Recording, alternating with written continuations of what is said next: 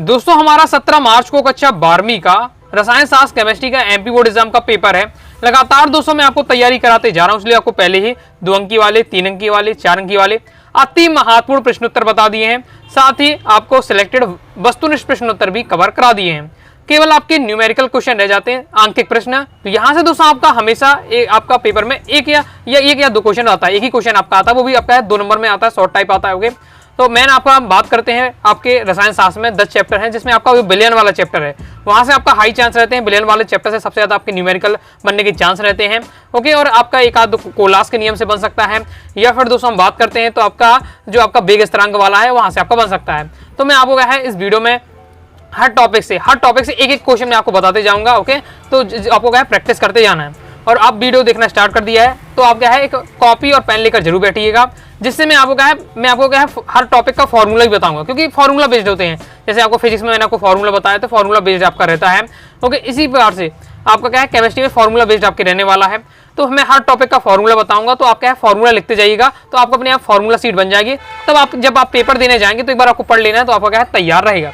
Okay, तो copy pen लेकर जरूर बैठिएगा। चलिए देख लेते हैं। पहले से हमारा क्वेश्चन है, यदि 5.85 ग्राम NaCl 250 ग्राम जल में विलेय है, विलयन की आपको क्या है मोललता ज्ञात कीजिए। पहले तो देखिए आपको बेसिक पता होना चाहिए, बेसिक पता होगी तो बहुत ज्यादा आसान है। विलेय क्या कहलाता है? जो विलयन होता है, विलयन में 2 चीज से मिलकर बनता है, एक विलेय और एक विलायक। ओके, अब 2 पदार्थ मिलाकर हमारा विलयन बनता है। जो पदार्थ का कम मात्रा में होता है वो हमारा विलेय, जो पदार्थ का अधिक मात्रा में होता है वो विलायक कहलाता है। कम मात्रा वाला आपका विलेय, अधिक मात्रा वाला विलायक। विलेय को दोस्तों हम क्या है, विलेय को हम B से प्रदर्शित करते हैं, विलायक को A से प्रदर्शित करेंगे। ओके, ये इसलिए बता रहा हूँ, बेसिक है, आगे आपका काम आएगा। क्लियर है? अब देख लेते हैं। देखिए अब आपको पहचानना पहले सीख लीजिए। 5.85 ग्राम NaCl 250 ग्राम जल में विलेय है, यानी कम मात्रा किसकी है?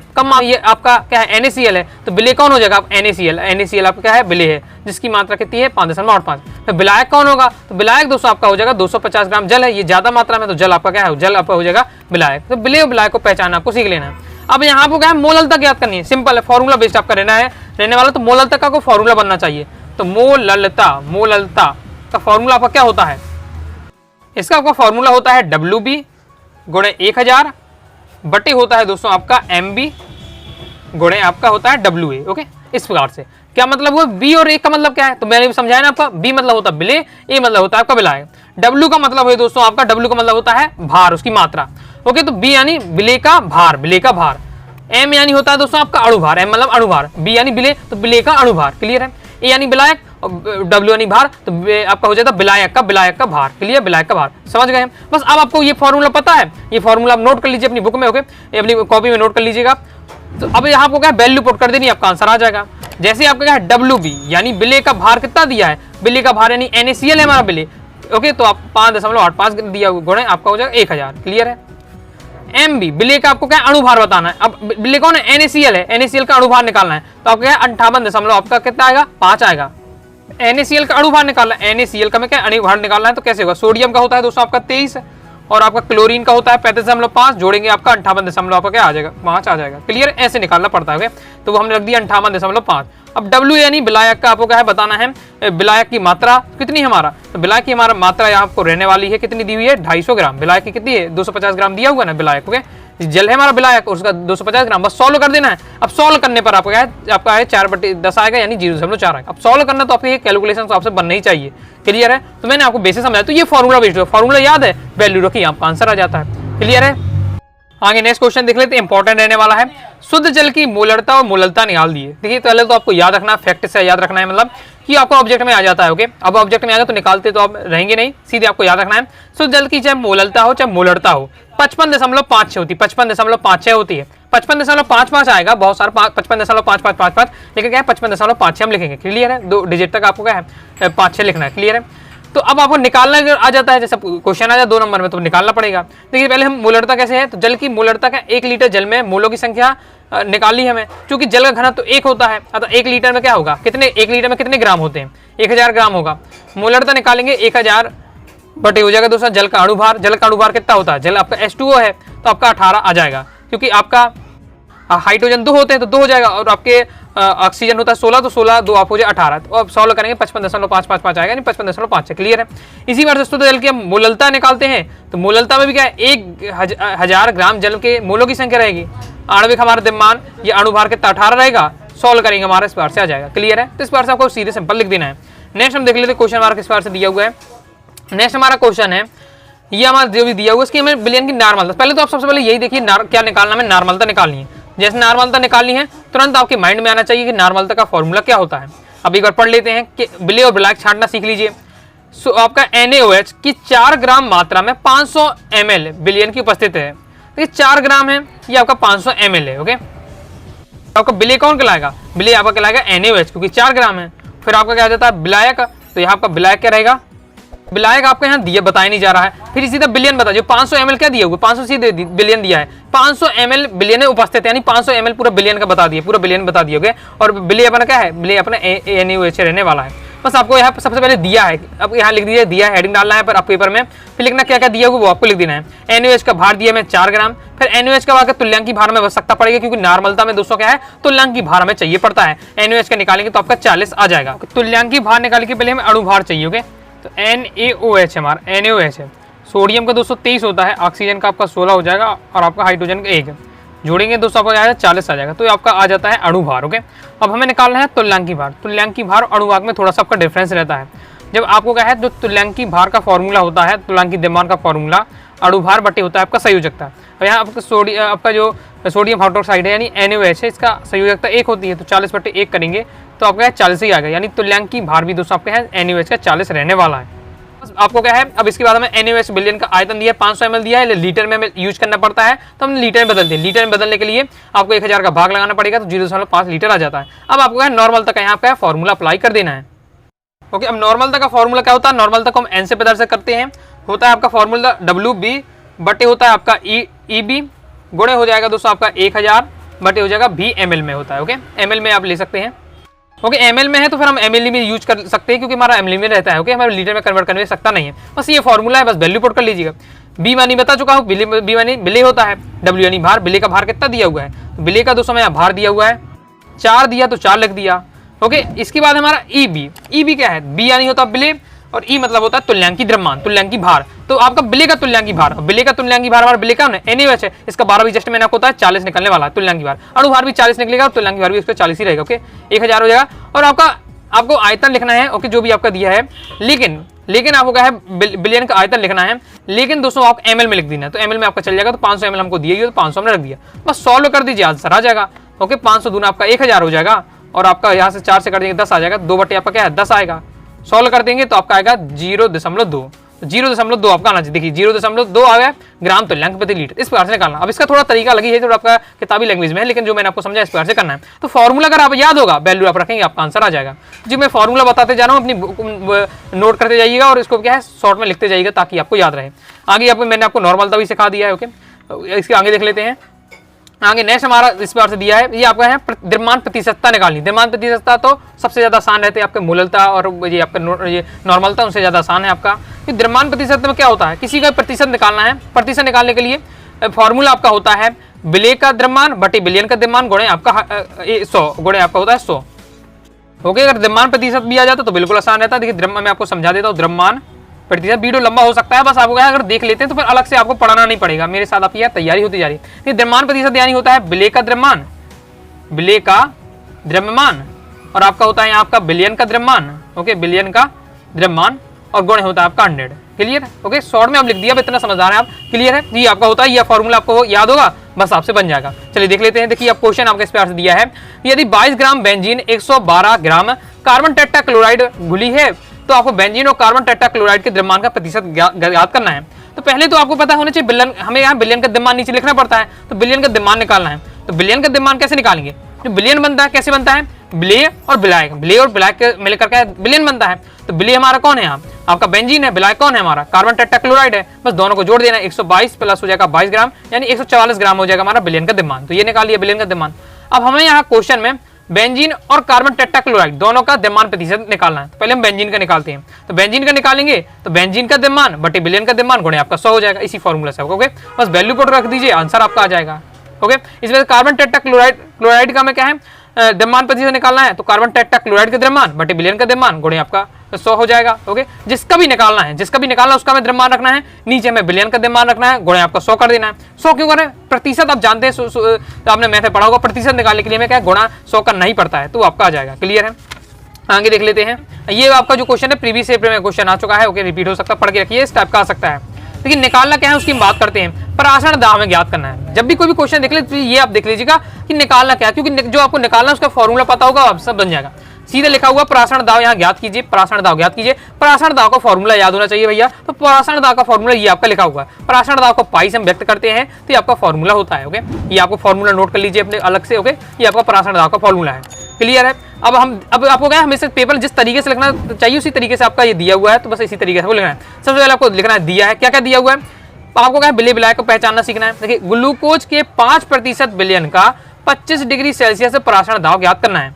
तब आपका 5 आपका दिया हुआ है, आपका विलय है, ग्लूकोज क्या विलय है, कितना दिया हुआ है 5%, यानी 5 हमको दिया हुआ है। फिर इसके बाद दिया हुआ दोस्तों हमें क्या है, आपका आणविक द्रव्यमान भी चाहिए पड़ेगा, ग्लूकोज का आणविक द्रव्यमान। ग्लूकोज हमारा क्या है विलय है, विलय का आणविक द्रव्यमान हमें ऑलरेडी दिया हुआ है, तो हमें ज्ञात नहीं करना पड़ेगा, 180 दिया हुआ है। फिर हमें आर की वैल्यू चाहिए पड़ती है, इस फॉर्मूले आर रखना पड़ता है, तो आपको चिंता नहीं करनी है, क्वेश्चन में आपको हमेशा दिया जाएगा, तो आर आपको दिया हुआ है।